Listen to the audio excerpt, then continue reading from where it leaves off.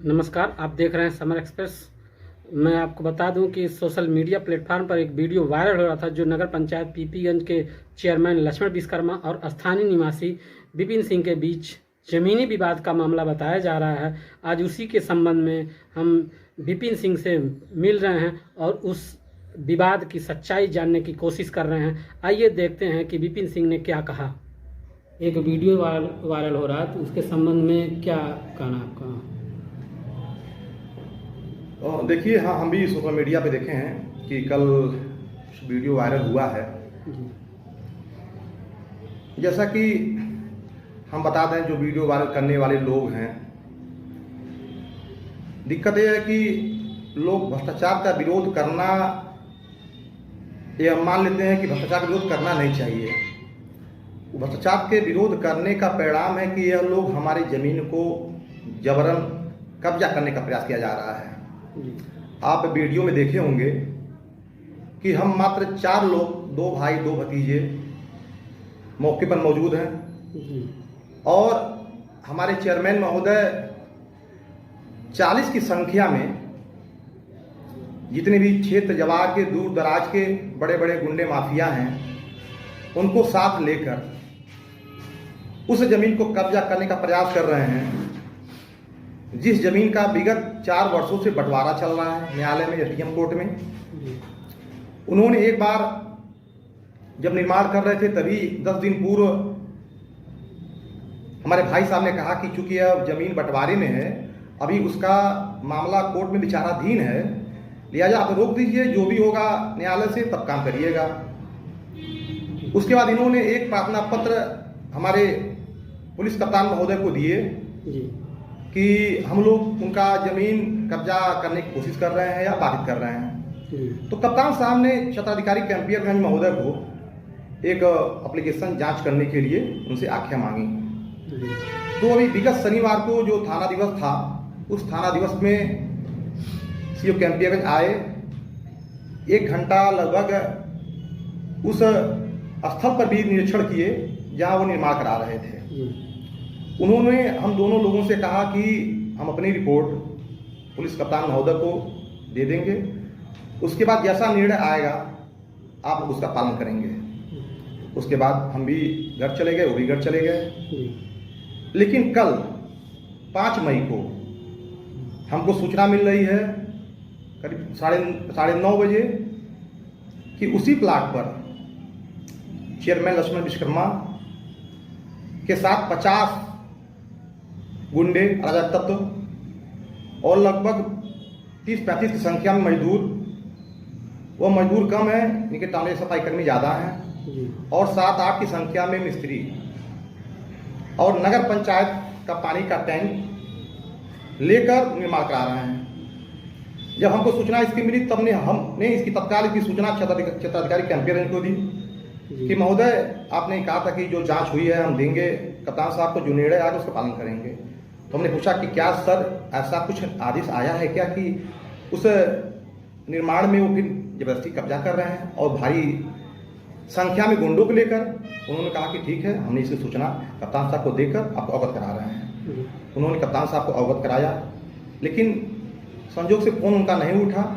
फिर हम संपर्क किए, उन्होंने कहा कि हमने इंस्पेक्टर पीपीगंज को बोल दिया है कि तत्काल जाकर काम को रुकवाएं और अभी हम पूरे मामले की छानबीन करते हैं। उसके बाद हमने इसको कैंपियरगंज से वार्ता किया, उन्होंने कहा कि हाँ, फोर्स पहुंच रही है और मैं भी आ रहा हूँ। फोर्स आ गई।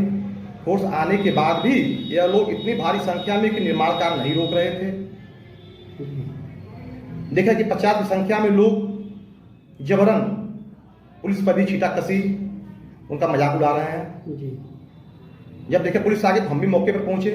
मात्र 4 लोग, आप वीडियो में देख सकते हैं। उसके बाद उन लोगों द्वारा हम पर जान से मारने का प्रयास किया गया। आप देख रहे होंगे कि मेरी 4 की संख्या, उनकी लगभग 50 की संख्या है। क्या यह संभव है कि यह 4 लोग 50 लोगों पर हावी हो सकते हैं जो पहले से प्री प्लान्ड हो? ये संभव नहीं है। उसके बाद इंस्पेक्टर पीपीगंज भारी फोर्स लेकर आए और उन्होंने तत्काल काम रुकवाया और दोनों लोगों को हिदायत दिया जब तक कोई भी सक्षम न्यायालय सक्षम अधिकारी का आदेश नहीं आएगा, निर्माण कार्य नहीं होगा। जैसा कि कल जो वीडियो वायरल हो रहा है उसमें एक पक्ष के द्वारा आरोप लगाया जा रहा है कि उसमें असलाहा भी लहराया गया था। देखिए, अगर वीडियो में असलाहा होगा जी। तो आप बता सकते हैं कि असलाहा कहाँ है, किसके पास है। हम 4 लोग निहत्थे आए, पुलिस के आने के बाद आए, और आप देख सकते हैं कि 50 लोग कितने उग्र तरीके से हम लोगों को भद्दी भद्दी गालियां और मतलब हर वो प्रयास किए कि न रहेगी बांस न बाजेगी बांसुरी, न ये रहेंगे, न हमारा कांवड़िया का जांच होगा, न हमारा कोई विरोध करेगा, न हम किसी तरह की चोरी में पकड़ी जाएगी। जैसा कि आपके द्वारा पिछले विगत कुछ माह पहले नगर पंचायत में व्याप्त अराजकता और भ्रष्टाचार को लेकर के एक मुहिम आपके द्वारा चलाया गया था, जिसमें नगर पंचायत के कुछ इनके जो फर्म है उसको ब्लैक लिस्टेड किया गया था। तो कहीं इसका खुन्नस तो नहीं है इसमें? देखिए, आपने बिल्कुल सही कहा। सच्चाई तो यह है कि ये कहते हैं कि हम गरीब के बेटे हैं, अच्छी बात है, यह गरीब के बेटे हैं।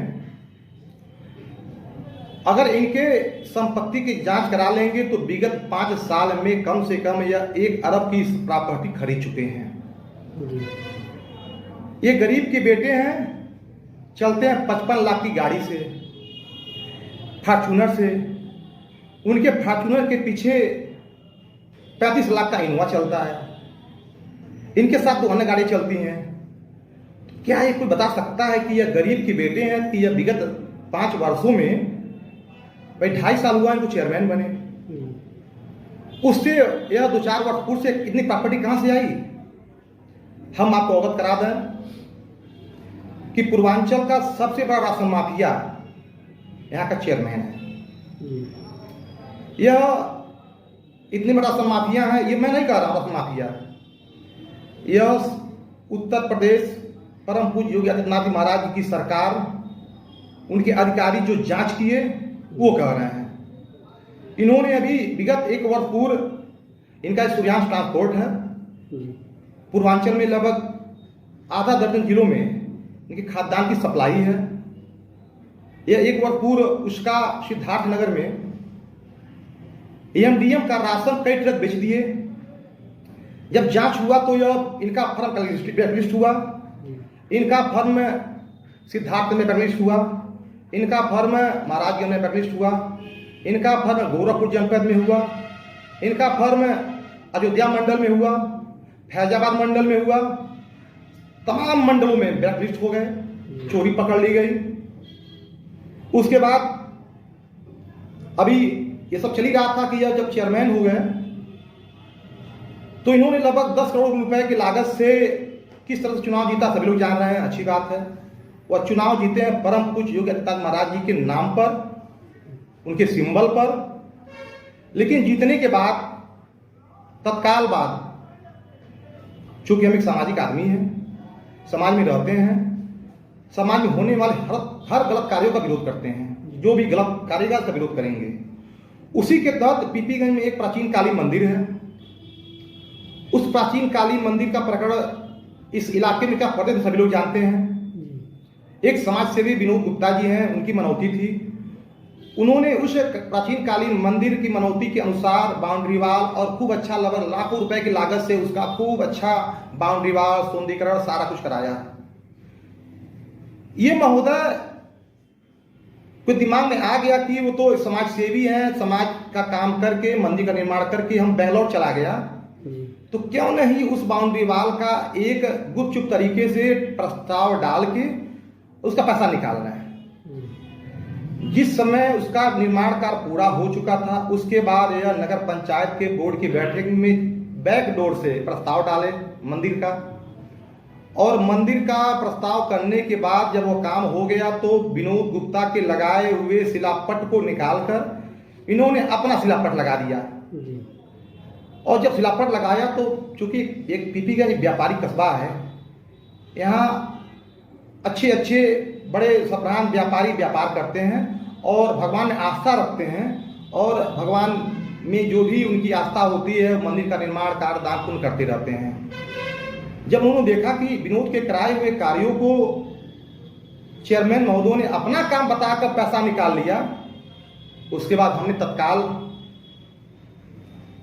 परम पूज्य महाराज जी को व्यक्तिगत रूप से मिलकर हमने कहा कि महाराज जी, हमारे नगर में ये चेयरमैन जो है तो भाजपा का, लेकिन यह पार्टी को कलंकित करने का प्रयास कर रहा है, जिसमें यह सभी को धूमिल, सबका नाम धूमिल हो रहा है, पार्टी का नाम हो रहा है, कहीं आपके भी धीरे धीरे यह बदनाम करने की कोशिश कर रहा है, और उसने ऐसे ऐसे इतना जघन्य अपराध किया है, आस्था के नाम पर भ्रष्टाचार किया है। महाराज जी ने तत्काल डीएम के माध्यम से 2 पीसीएस रैंक के अधिकारी को नामित किया और वो दोनों पीसीएस रैंक के अधिकारी आए, 1 महीने तक जांच किए। जांच करने के बाद जांच रिपोर्ट सार्वजनिक है, उसकी कापी मेरे पास रखी हुई इस फाइलों में, और डीएम साहब को भी उपलब्ध कराया कि जिस समय नगर पंचायत ने निविदा निकाली थी उससे पूर्व यह मंदिर का निर्माण कार्य हो चुका था, लिहाजा नगर पंचायत ने करीब 15 लाख रुपए से ज्यादा का भ्रष्टाचार किया है। ये भ्रष्टाचार होने के बाद परम पूज्य महाराज जी ने सरकार से मिले हुए गनर को वापस ले लिया। ऐसे भ्रष्टाचारी को गनर की आवश्यकता नहीं है। गनर वापस करने के बाद इसको उसी समय से हमारे प्रति उसके मन में जहर भर गया कि यह आदमी हमको भ्रष्टाचारी सिद्ध कर दिया, हमारा गनर हटवा दिया, हमारा खाद्यान्न पकड़वा दिया, हम ब्लैक लिस्ट हो गए। इन्हीं सबके खुन्नस को देखते हुए वो विगत लंबे समय से हमारे प्रति उसके मन में जहर भरा हुआ है। आए दिन गुंडों से धमकी दिलवाना, हमको भूमाफिया कहना, गुंडा कहना। अरे हम भूमाफिया तो बताओ तो, कहाँ भूमाफिया हैं, किसके जमीन पर कब्जा किए हैं। यह एक भूधरपुर जमीन की चर्चा करता है। आज भी वह न्यायालय से हमारे पक्ष में स्टे है, हमारे पक्ष में है, लेकिन हमने वहां जमीन इसलिए नहीं, हम गए दोबारा कि जब फ्रेश हमारे कोर्ट में मेरे पक्ष में स्टे और मेरे पक्ष में होने के बाद भी हम कहे जब वो फ्रेश हो जाएगा, तहसील से भी नाम चढ़ जाएगा, तब उस जमीन पर हम जाएंगे। और तब भी मेरे नाम से था, अभी मेरे नाम से है। तो यह हमको ये बदनाम करने की उसकी साजिश है। वह बदनाम अगर हमको कहीं अगर दोषी सिद्ध हुए हो तो कहीं एक दोषी सिद्ध होने का एक साक्ष्य प्रस्तुत कर दे। जिस तरह से हमने उसके भ्रष्टाचार को सिद्ध किया है कि उसने काली माता के मंदिर पर भ्रष्टाचार किया है और वो उसकी काफी शासन में है, शासन में गई हुई है, बहुत जल्द पर कार्रवाई होने वाली है। हाईकोर्ट के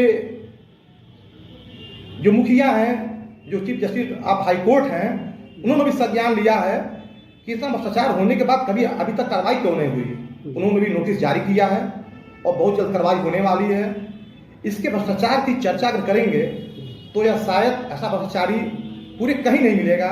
नगर पंचायत में 42% कमीशन लेने वाला चेयरमैन एकमात्र पूरे प्रदेश में, इलेक्ट्रॉनिक सामानों पर 65% कमीशन लेने वाला भ्रष्टाचारी, अपने पद का दुरुपयोग करने वाला ऐसा भ्रष्टाचारी ने नहीं देखा जो सफाई कर्मियों से अपने खेतों की रोपाई कराता हो और सफाई कर्मियों के साथ लेकर लोगों को धमकाता हो। यह सबको पोल खुल चुका है। बहुत जल्द जब महाराज यहाँ आएंगे उसके पूरे सारे कारनामों से अवगत कराएंगे और मुझे पूर्ण विश्वास है कि महाराज ऐसे भ्रष्टाचारी को कभी क्षमा नहीं करेंगे।